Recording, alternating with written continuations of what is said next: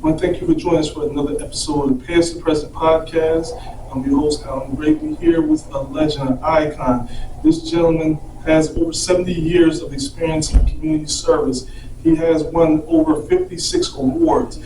He has over 60 years in the broadcasting business. He was one of the pioneers of creating Access TV, leasing Access TV for what you know now as Channel 28. This gentleman right here has done so much in the community, over 56 awards and certificates to his name, 3 documents. I can go on and on about all the accomplishments this man has made and has given to us in the media business. I am truly honored, I am privileged, I am thankful and grateful to have this moment to sit down with the legend, the icon, Dr. Twin B. Brown. How are you doing, sir?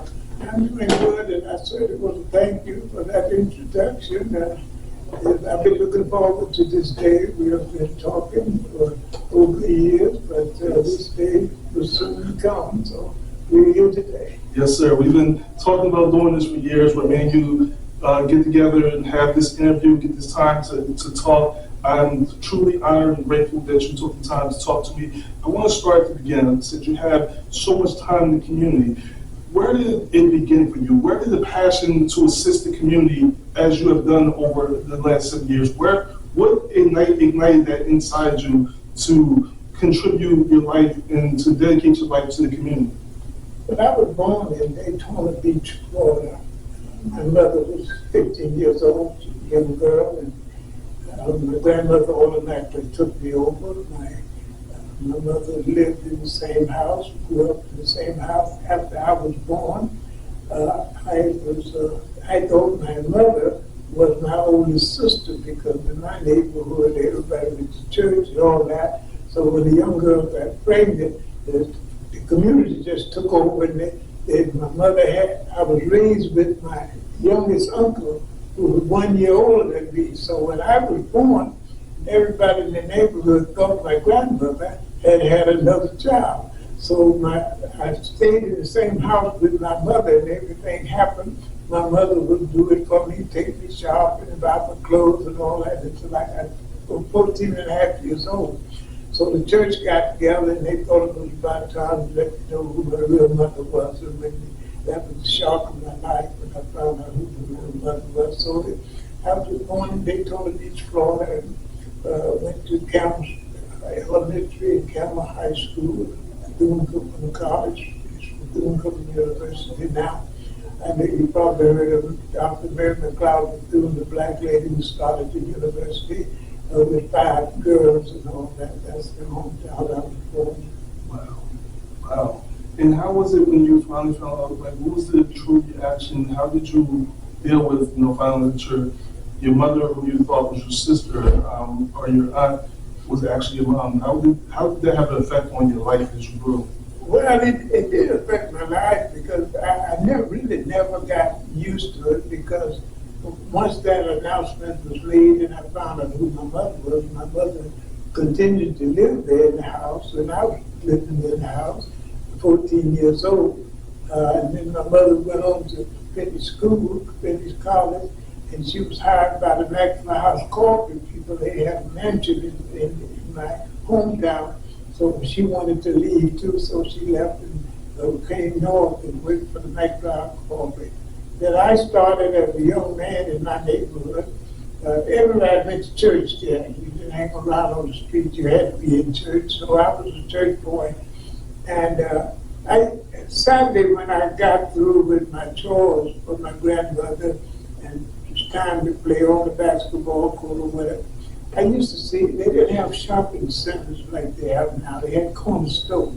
Mm-hmm. And I used to see the elderly people with the brown bags going to the corner store, get their groceries for the weekend.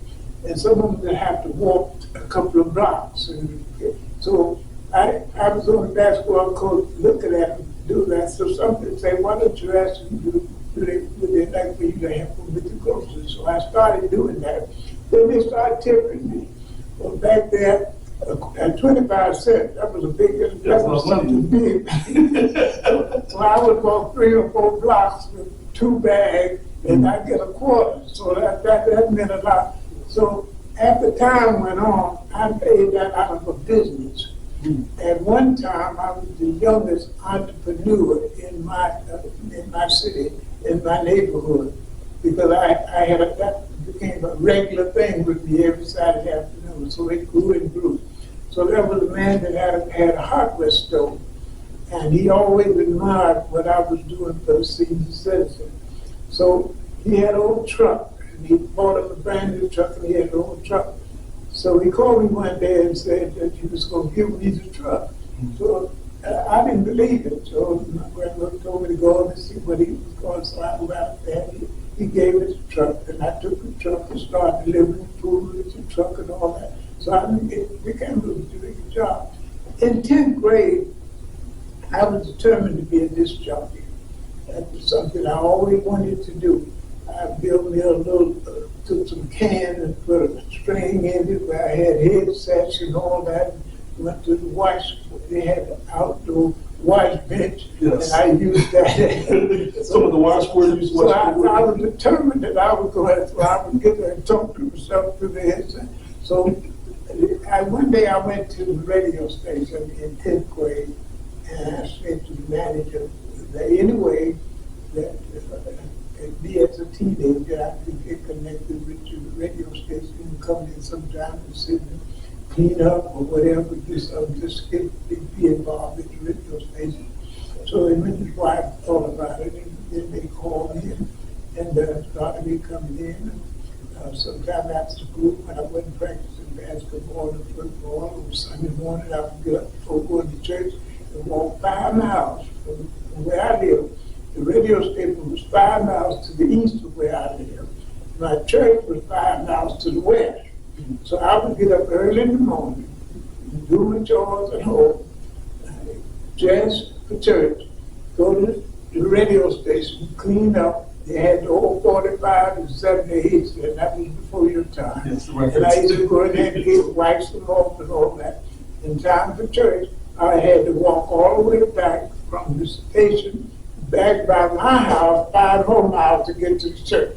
Now I had to be at the church when my grandmother got there. It wasn't no messing around. If I went to the church and she got there, that was bye-bye for going to the radio station. So I knew that. But I was determined to take the advantage of the opportunity. I became the youngest disc jockey, licensed disc jockey. I was a licensed disc jockey at the end of my 10th year in high school. At one time, I was the youngest disc jockey, licensed disc jockey in Central Florida, which included Orlando, Florida, Daytona Beach, Sanford, Florida, all that, in 10th grade. So I continued disc jockey throughout my high school years, through vocational school, and I finished high school, I went to college. Then after I finished college, then I went to vocational school and took up electronics. I first started out of school as a TV repairman. I wasn't always in video. I was a disc jockey, but I was a TV repairman. And I worked for Henderson TV Company out of Daytona Beach. That was one of the largest African-American TV companies in Florida. And I worked for them and managed that while I was in school, in vocational school and all that, and disc jockeying all at the same time. So I got an opportunity to join by being the youngest disc jockey involved in some of the big shots and all that. I got a chance to know the different people.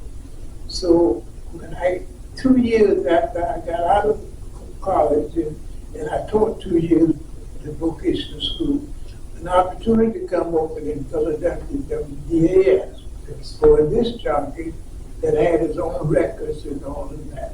I was familiar with Louis Williams and all of them out of Philadelphia because I was a part of the association. So the opening came and I came and applied for it. And I wanted to get out of Daytona because I've been there all my life. So I got the job at WDAS and coming to Philadelphia for 5 years. Then while in Philadelphia, there was a young man used to work at the radio station with me, under me at the radio station. And he had to leave town in a hurry because he got in trouble. But he lived in Wilmington, Delaware, and there was Bobby Bedweiler. And I was determined to find him while I was in Philadelphia, so I would come over to Wilmington looking for him until I finally found I caught up with him, and so I started coming. Now, while in Philadelphia, coming to Wilmington, I met a young lady, and she opened my nose or whatever you want to call it. We always do. And I met her, and then coming to Wilmington, during that time, WILM was looking for a disc jockey, somebody African American, and had to go on record, prepared to go there right away, paying me more than I was getting at WBS. So I took the job at WILM. Now that was during the time when cable was just coming out. Okay. John Rollins was a millionaire in Wilmington. He started one of the first cable companies in the United States. Was started here in Wilmington, Newcastle County. He couldn't get African Americans to buy cable. I was emceeing all the programs for the gospel singers and all that. So they considered me being the popular guy on radio and all that. So him and his wife came to the radio station downtown on Prince Street, and I was on the air. So the young lady had to just slip me a note and say, millionaire John Rollins is here, want to talk with you. So I slipped the note back to her while I was on the air, and that's what this millionaire. She said, yes. And she wanted to talk with you. And so let her know that I wouldn't get off the air for 2 more hours. So him and his wife waited 2 hours for me to get off the air to talk to me. The conversation was that he owned the cable company, but he was having a hard time getting African Americans to subscribe to cable. It wasn't but $2 and something a month. But back there at that time, that was a lot of money, $2. So he couldn't get them to buy. They had snowy pictures and rat ears on the TV and all of that. But so I talked with him, and he doubled my salary. He had checked me out. He said at the table at the radio station, told me how much I was making and all this, and what I could make with him, and blah, blah, blah. So I took the job. The young lady named Paris Power, she took my job at WILM, so I took the job. I couldn't get back to my cable either. What's the reason they didn't buy cable back then? Well, it was money. I mean, people, a lot of people is on welfare, low income, and like I said, $2 and something in addition to the bill. That was something big back then. Those days it was nothing now. Yes. But now here's the catch in all of that. That they brand me as being the young African American jitterbug. That's the name they gave me. What does that mean? What does that name mean? That meant the young Flexter, trying to make money for the rich man. Okay, got you. They brand me as the young African American jitterbug, trying to make the millionaire richer. Right. So basically trying to make it like you're trying to take advantage of the black community by helping the rich white guy get richer, which is not your case. I was going to the churches asking the preachers to let me make the announcement about cable and the advantages and having a clear picture, and oh man, that just went on deaf ears. I almost ran me out of it. So this is the truth. I'm making good money, so I always tried to be a dresser, even in school. So I was making good money, so I was dressing real good, going into church, for the church. A lot of young guys didn't have clothes I was wearing. So that made it worse. They say I was making money off the black community, buying fancy clothes. Oh, they came down on me hard. Yes. But I stuck through it, and so I was about to lose my job because they wasn't subscribing to cable, and I had done everything that I could do. So one day I got a meeting with me there. He wouldn't give it to me because he knew I was getting time to meet. So I finally got a meeting.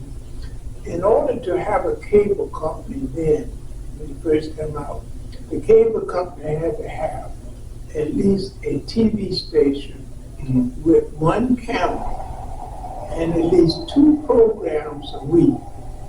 as a part of the contract to have a cable company. So they had one TV station with one program a week just to get past the rules and regulations. Mm-hmm. So I asked them to let me go on the air with another hour and do a program where do all the church announcements in the community, all the civic announcements free of charge. People just bring their announcements as long as it was credible, I would do it. So they prayed about it and they let me. So that's where Lease Access came in. Okay. It started as public access because when I first started off, you didn't have to pay for your time. If you came to me and said, I have a program that I think was good for the air, and I would go over and get you and say, okay, I will give you 30 minutes worth of time, and you go ahead and do it. So you build from there, and after it build up and you start getting sponsored, then it changed from public access to lease access, because people could buy their own time. So that makes it lease access. So that's how 28 started. That was just some years ago. Wow. Now, in this story, I got a few questions. So my first question is this. First, I have to address the audience. What you have to understand is, what Dr. Brown is trying to tell you is it's like you paying $200 a month for cable right now, but just think about this. You're not getting 3,000 channels that we have now. So it's like me coming to you like, hey, I'm gonna sell you some cable here. You get like 2 channels and maybe 1 or 2 TV shows, and you pay me $200 a month. You're not going to buy into that. So this is the difference in the time frame where we look at $2 and some change. We're like, oh, it's not much money. Back then, this was a lot of money. This was equaling up to possibly $200 a month in today's time. So one of the things you talked about earlier on in your story was you talked about, tying the cans together, using these earphones, the washboard. What got you interested in wanting to be a disc jockey? What got you engaged in made you want to get into the job of being a disc jockey? I always wanted to do something different. Okay. Than the average person coming up. I was raised by my grandmother, and I looked at it as being raised as a poor young boy. Mm. I went to school with sons of dentists, sons of doctors, and business people, black people, and all that. I was not going to be left behind. So, although I played sports, football, basketball, all the sports, I even drove the school bus at 15 years old with training license as I played sport, because my uncle had taught me how to drive a truck at 15 years old. So I was playing sports, football, basketball, wherever we went, and driving a Mack bus. Didn't have power steering. So you know what I was saying. Yeah, that was hard. I drove one car without power steering before. It's hard to turn. And after we done got beat up in football, everybody's wrapped up, coming home in the cold and the blankets and that. I'm up there trying to drive that Mack and get back to. No heat on the bus, right? No heat on the bus, no power steering. So you can imagine but I was determined to keep up with my schoolmates. So this jockey was something that I thought that would be outstanding. Girls always go for the disc jockey. Yes. Okay. Which goes back to the girls, doesn't it? So in my trying to be the best of everything, under the circumstances that I was going through it, I always had my mind on being the best, whatever it took to be the best. The coach beat me up one time. My coach beat me up. I was captain of the football team. My coach beat me up. We was in the huddle getting ready to play a game. And we always sang the school song before coming out the huddle for 1 year. So coach says, okay, I'm through talking, now let's sing the school song. So I didn't sing. I didn't believe in doing Calma High School, but I was playing for the girls. So he wasn't even singing the song. I didn't sing it. So he said, wait a minute. And he pushed his way to me. And I knew he was coming. I was scared of him. I couldn't run because big little coat. And so he came to me, hit me, and knocked me down, and then walked away, and I was bleeding and left me there bleeding. And right on the field, they came to wipe me off and go out there because I was quarterbacking in. Wow. So you be the quarterback and rip for the game. But through it all, what I'm trying to say, through it all, my mind was always on staying ahead. Regardless of my circumstances, staying ahead. Knowing that I was a grandson, knowing that my grandmother was raising me, knowing I didn't have a lot of money in my pocket like the other guys, you know, maybe go to the movie for 10 cents and all that. So when you had to send your pocket money, you were something doing that. So that's really what my life was coming up as a young man. So you didn't let your surroundings intimidate you. You didn't let the challenges of life intimidate you. You didn't let the fact that other people may felt that you were more superior intimidate you. You were able to rise above your circumstances because you had self-belief that you were better than your circumstances, that you would get more. So that's incredible. That's incredible when you think about that. There's something in today's society we try to teach people to have that type of belief in themselves that you were born with it. What gave you that self-belief? What contributed to that? Well, did you have a mentor that planted that seed inside you? Was it your grandmother? Was it the church? What planted that seed to have that thought process to believe that you can get more? Was it just being poor, or was it someone or something that changed your mindset to put you on that path? I had a professor named Dr. Roberts in school, and he was a cheerleader for me. If he ever thought that I was giving up or letting my guard down or something happened and I was showing a little sandwich or something, that he would always cheer me up. One day I was down, and we got beat up in football. Dawson High School in Miami beat worse than we ever got beat. And everybody was glad to jump on the bus and wrap up, and I had to get on that same Mac bus come back. And next day at school, everybody walking with their head down. The girls were showing in the boys because we had lost and all that. So, but he said to me these words, and it kept me all through my life. And keep me down. Let what you do speak so loud that nobody has to hear words you say. And that motivated me, and all during my life and all the things that I've gotten involved in, and the cable and having the senior services and all that, that's all I look at. You don't have to hear a lot of talk. Let me see what you do. Let your light shine, and men may see your good work and be cool. I love that. I love that. It's some words that I'm going to take to heart and I'm going to put towards my life. Just letting my actions show, not my words. So you said you came from Daytona Beach. You got tired of Daytona Beach. You wanted a different set of surroundings, a different area. So you came to Philadelphia. How much was it a culture shock going from Daytona Beach? Don't imagine Florida. Don't imagine, beaches, beautiful weather, and then you come up to Philadelphia and later on to Wilmington, where it's the exact opposite, where you got winters are brutal, summers is hot, you got just a different type of weather. How was it, what was it like going from Daytona Beach to trying to transition to living up here north in the Philadelphia, Delaware area? Well, coming up, one thing that I always did during the summer, I always saved enough money to take me a vacation. Sometimes it was a short distance, sometimes a long distance. Two of the places that I always would go for the summers over back in my teens, that was Philadelphia and Coney Island in New York. So I had visited Philadelphia. I liked Philadelphia. I had some relatives there. And I always went to go to Coney Island since I knew about Coney Island. So those things motivated me.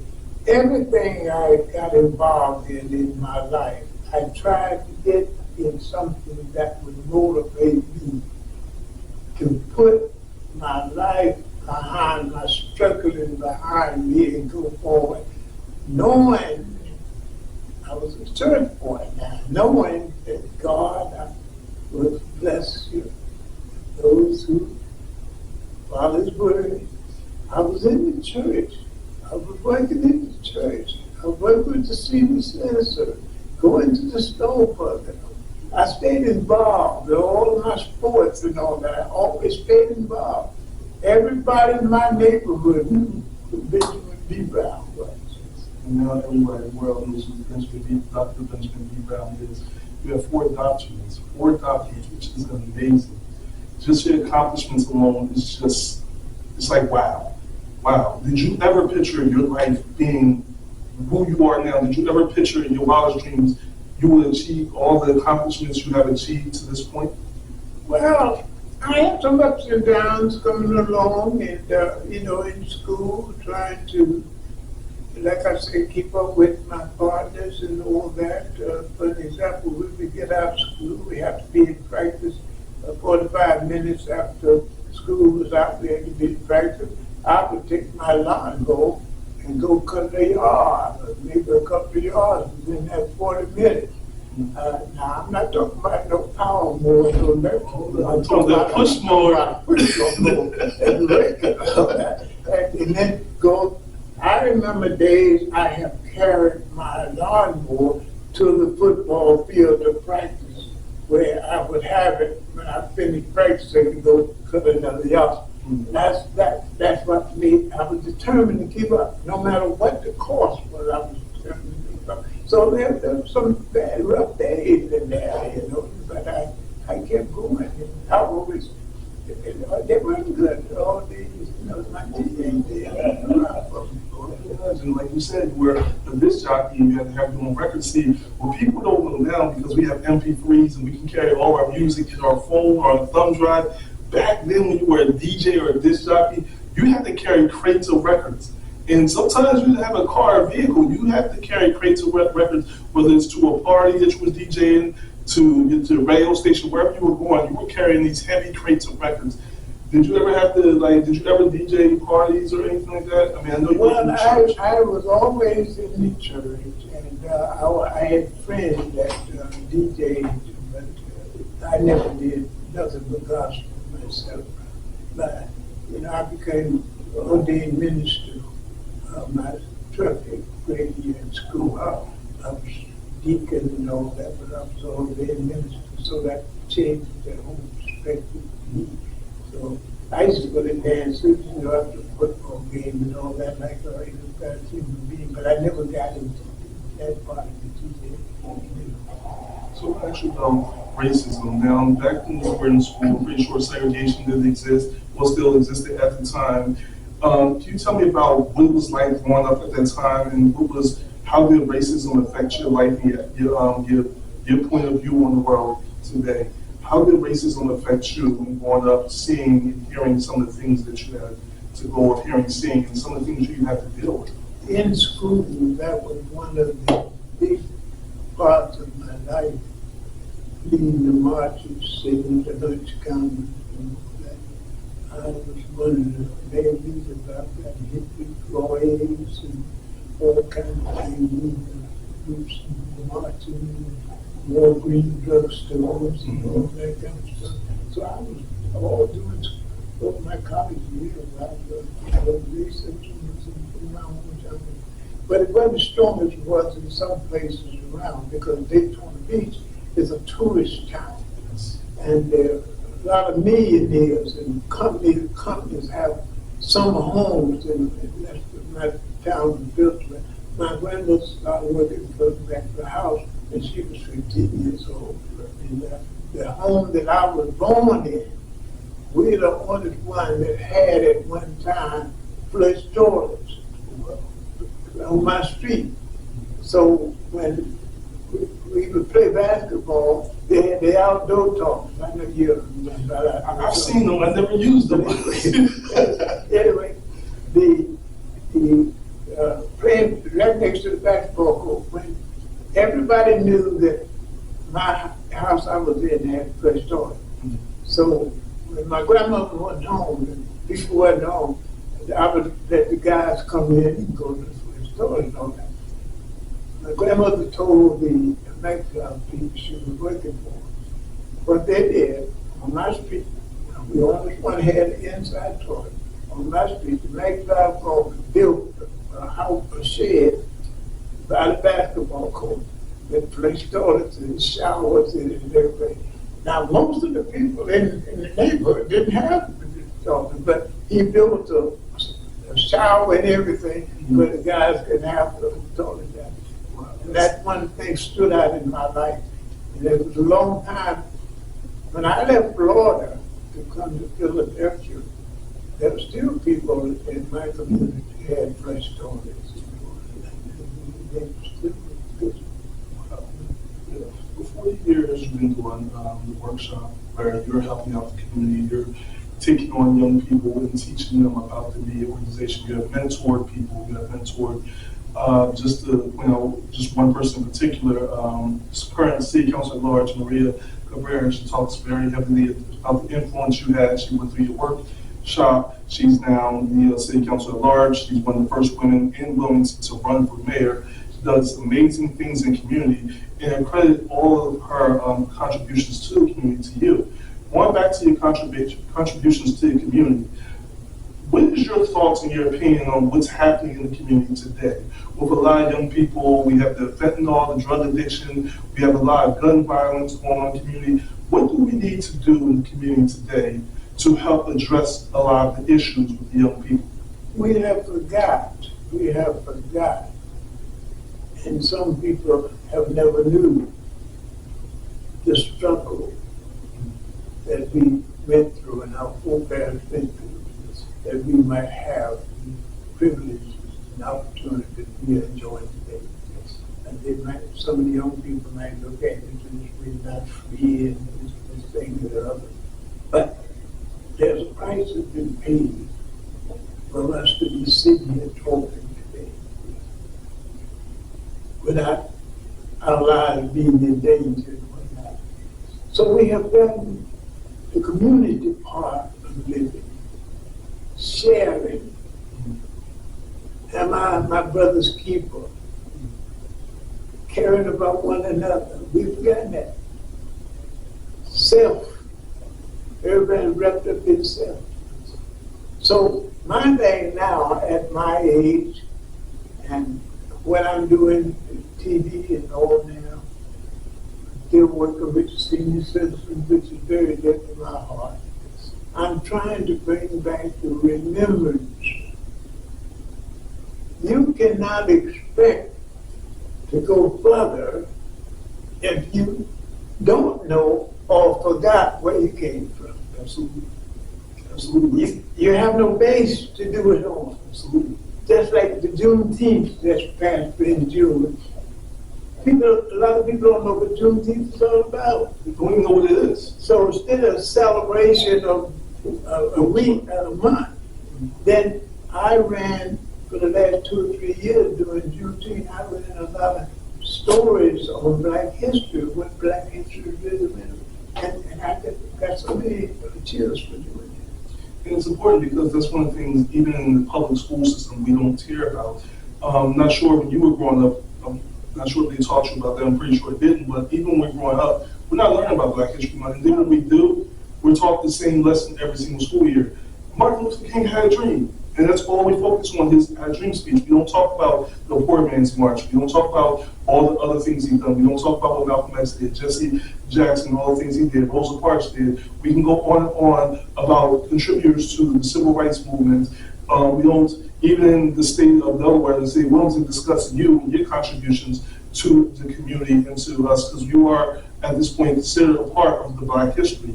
And a lot of things are not acknowledged and taught. So a lot of young people who are going out here don't have an appreciation for the mentors, the people who came before us, such as you. We stand on a giant shoulder, and one of the things that we're going to get to this in a second, I talked to Dr. Burtonbell, who was writing your memoir.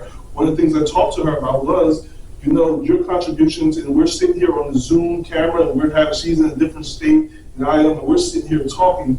This comes from your contributions. This comes from you deciding, you tying two cans to a string and having a washboard and pretending that you're doing a disc jockey and then eventually become a disc jockey. Through the things you've done have led us to get to the point we are. This comes from your mentorship. This comes from just you thinking and blatantly telling yourself that I'm going to be more than what I currently am. I'm going to be excellent. I'm not going to be defined by my current circumstances. All these things led to us standing on your shoulders to see the world at a brighter view. And you're absolutely right. We have become entitled.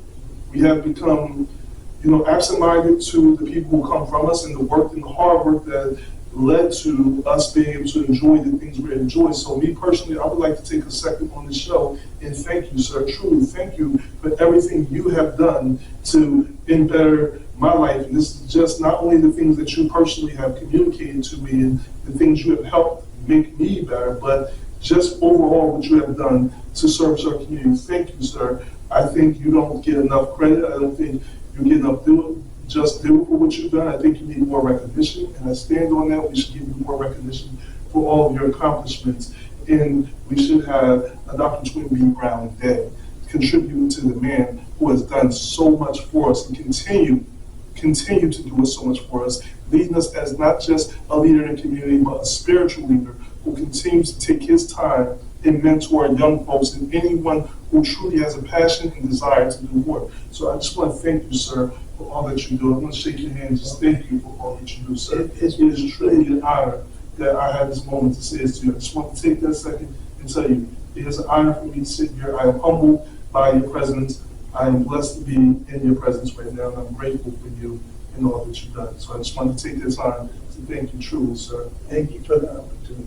So now I want to talk about your book. You have an upcoming book that is coming up. You're going on to 70 years of service, which you're going to be celebrating soon on your Access Cable Channel 28. You're going to celebrate your 70 years of service. How does it feel to be celebrating 70 years of service to your community? So much you have done. It's very gratifying, and what's so good about it, from day to day as I meet people in Wilmington, they are reminding me of things that I have forgotten. Just today in the drugstore, they remind me of something that happened 51 years ago.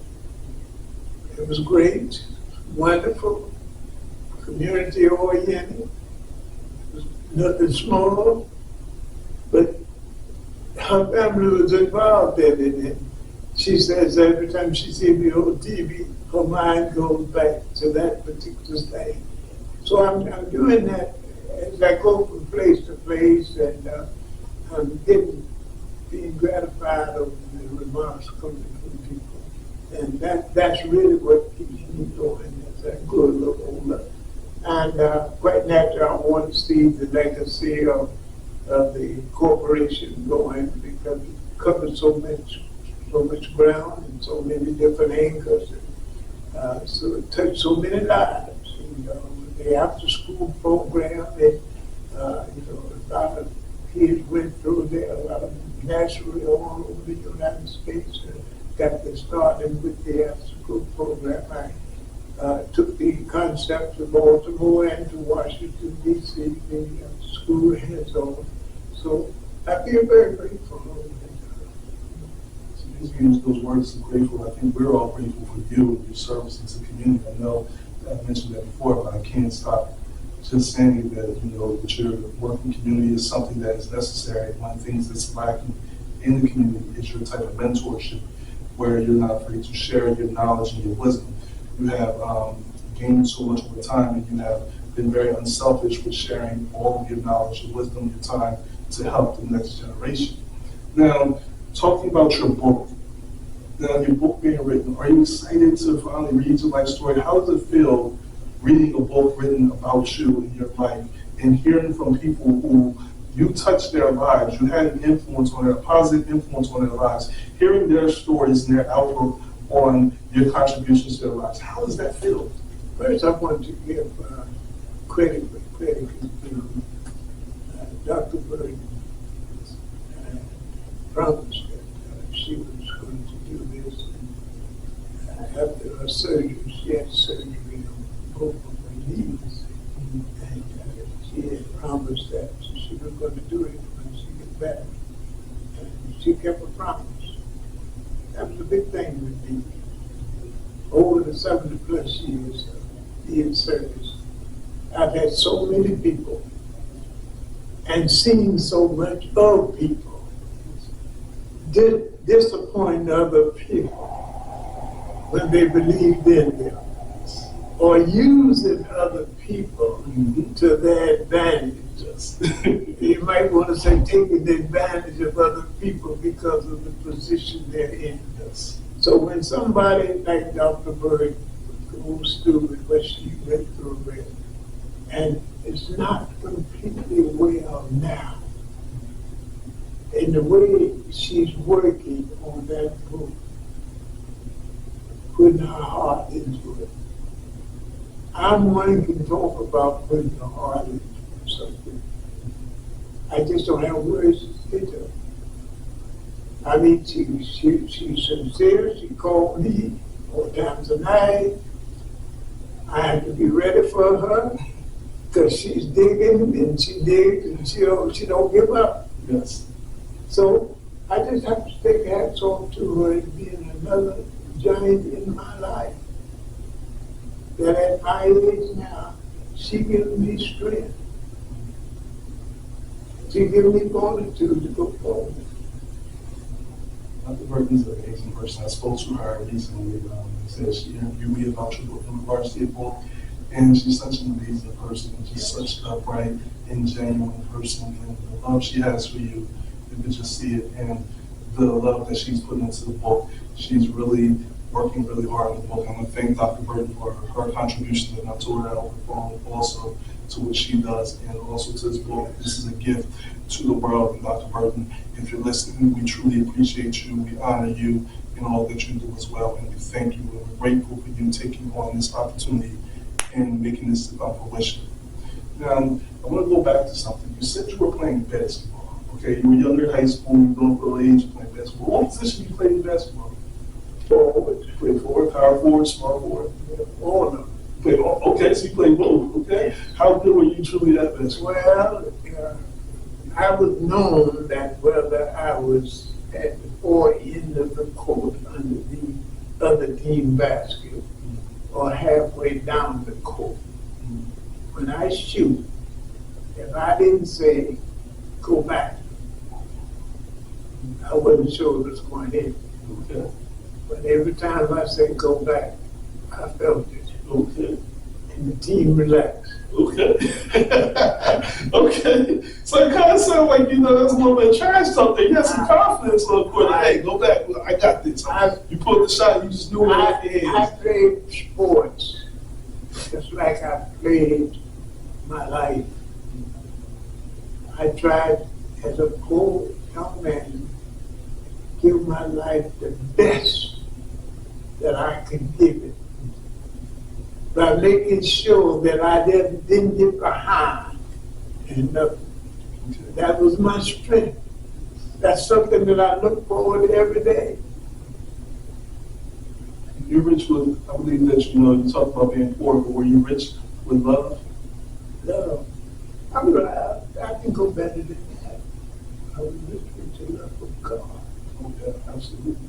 Let's talk about the relationship with God. Your relationship with God. Now, through life, there's challenges with the relationship with God. It's not necessarily with God, what He does and do for us, because what God does for us, we can never pay Him back. We can never pay Him back for all that He does with us. But even within what all God does for us on a daily basis, the life that we have, the fact that we're on this earth right now, the fact there's ground, air to breathe, all the things He never leaves us without. Despite we feel like we never have enough, He never leaves us. He's always by our sides, no matter how many times we turn our backs to Him. Talk about your relationship with God. Through the difficult times in your life, how much of a presence was God in your life, and how much was your belief in God? How did that contribute with assisting you through some of the most toughest times in your life? I put the Lord in front of everything that I've ever done. And I learned that as a young boy. You know, like I said, and I continue to say that coming up with being raised by a grandmother who had other children, I was the youngest in the family, but I was the grand. I had uncles and aunts and that. My mother, you know, was my sister, older sister, all that. So I looked at myself in certain respects as being the underdog, although it was my family, my grandmother. So I knew that if I ever made anything out of my life, I was going to have to be the biggest contributor, no matter what it is. And I know from going to church and believing in God that I have to put Him in front. I wasn't big enough, I wasn't strong enough, I wasn't wise enough. He said, I will never leave you nor forsake you. He didn't say you wouldn't cry sometimes, but he said, I'll wipe the tears from your eyes. Okay? So I believed in God as a young boy. Used to sit down by myself, but I doubted certain things. I used to talk to God, just to God, that's not present. You promised me, Lord, if I was serving, you would take care of me. Yes. Here I am. I don't know which way to go. I've laid down many times in dealing with the seniors and different things in the community. I didn't have the answer. I prayed and laid down many nights, didn't have the answer. But woke up the next morning. It was all done. To this day, you still preach God's word. Yes. You still preach God's word. You still have that great relationship with God. The relationship with God is much stronger today than it was even then. You could just roll with time that strength of God, that belief in God will grow stronger as you get older because you realize how important you start to be thankful for the gifts God gives to you and all that He contributes to your life. Like you said, God said He would never leave you, He would never forsake you. He didn't say you wouldn't cry. When you go back to the Bible and you think about when He freed His people from the Pharaoh, they spent months in the woods, years in the woods. God provided them the whole time. And He led them to their land, to their promised land. He gave them all the things that He promised He would give them. And that's how we look at God today. He's going to give you everything that you have. You just have to keep the faith. And it's normal. I know I had times where I questioned God, like, Lord, you told me you was going to give me this, and I didn't get it. And I just like, how can you, or me, or anybody else, proclaim to be a child of God when we don't participate in the daily actions of God? I want you to explain this to the audience a little more. You can't say that you're a part of something if you're not participating in it. You can proclaim to be a part of it all you want to. Let your light so shine that men may see your good work and do what? Be glorified. So that's been my life. I figure out if I do what I'm supposed to do as a child of God, one of His servants, He will do the rest. I used to doubt, but I never questioned God. Everybody gets a little scared sometimes when things don't come. It'll push away, yes. But I never questioned God because God has been good to me. These 70-something years have been a blessing to me to be an exemplifier of God. So you're a vessel of God. So with all your work you do, you are truly just a vessel of God, just doing His work throughout the community. You are working for a higher power and a higher purpose than yourself. So with what you're saying to me, you're saying to audiences, this is more than just about you. This is about being a vessel of God, sharing His word, spreading His love and His work to help contribute and bless the rest of the community. I hope you all got that message that Dr. Brown just dropped on you, because it gets no truer than that. Dr. Brown, I want to thank you again for all your time, and I want to get you out of here, but I've got a couple more questions to end this off with. The first question I have for you is this. If you could go back right now and create a time machine, you go back and talk to your younger self, what advice, if any, would you give to your younger self?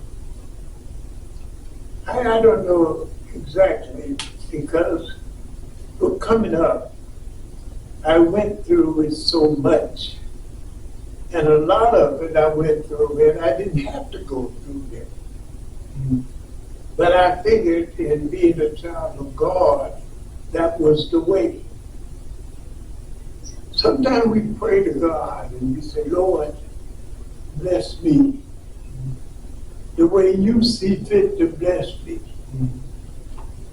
And then before you finish that prayer, you done took it over yourself. Yeah, you start talking about all the things you want. So it goes from bless me to how you feel blessed. They're like, well, God, I want a Lamborghini, I want a big house, I want a big. Wait, not looking like you. Oh, whoa, this is not about me, no more, it's about you. Until you get to the point in life that you can sure enough trust God, believe in it, then you're just out in the wilderness. But as a young man, I learned, this was gratifying in my life. I learned how to trust God at an early age. Though I would have never done the things that the Lord had done. It wasn't about turning brown. It was about I was obedient to the Lord. The Lord gave me different talents, different abilities. I didn't put them together myself. The Lord gave them to me. Things I got into and things that I went into and done for people, it was a blessing of God. Thousands of people, turkey time and Christmas time and all that, used to raise $10,000, $12,000 every year and give away turkeys and all that. Started off with nothing. You raise $15,000, $20,000. That's something. It's nothing but the blessings of the Lord. Absolutely. Absolutely. So another question for you.